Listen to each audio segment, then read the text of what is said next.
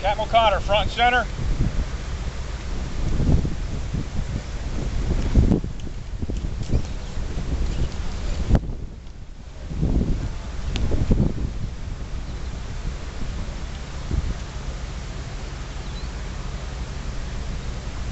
Before I do this, I just want to remind everyone here of something I always like to do before we promote a Marine to any rank. One of the things we always do, of course, is we do the oath to our country. It's not a requirement. You only have to do that once in your life, and we all do it usually at an APs or something like that when we get sworn in as Marines. But I like to do it, we typically do it, to just remind ourselves of what we're doing in uniform.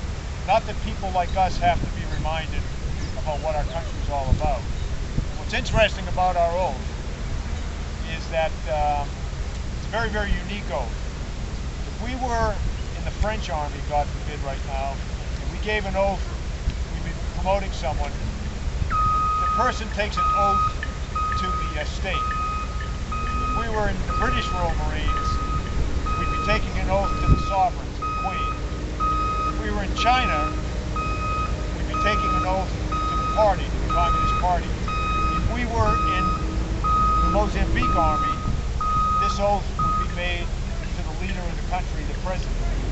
What's unique about America is we take an oath to a piece of paper. The Constitution of the United States is the most unique oath in the world.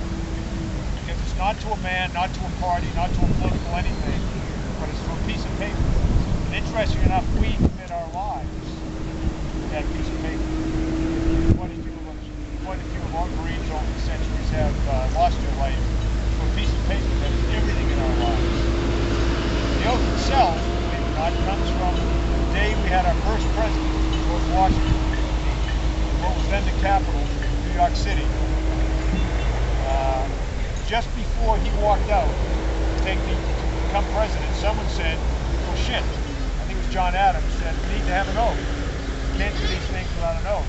So they sat down and they wrote the oath out. Essentially, the officer oath, you all know, is slightly different than the enlisted oath. They sat down, they wrote the oath, and they showed it to the president. It's essentially the exact same oath that we're about to give Captain O'Connor. And the president added just one line to it. He added, "So help me God."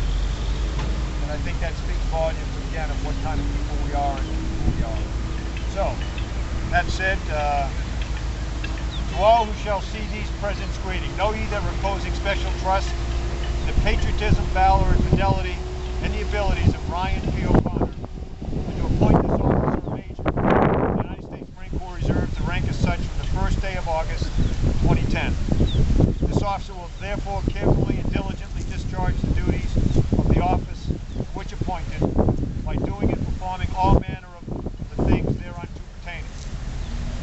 And I do strictly charge and require those officers and other personnel of lesser rank to render such obedience as due an officer of this grade and position. This officer is to observe and follow orders and directions from time to time, as may be given by the President of the United States of America or other superior officers acting in accordance with laws of the United States of America.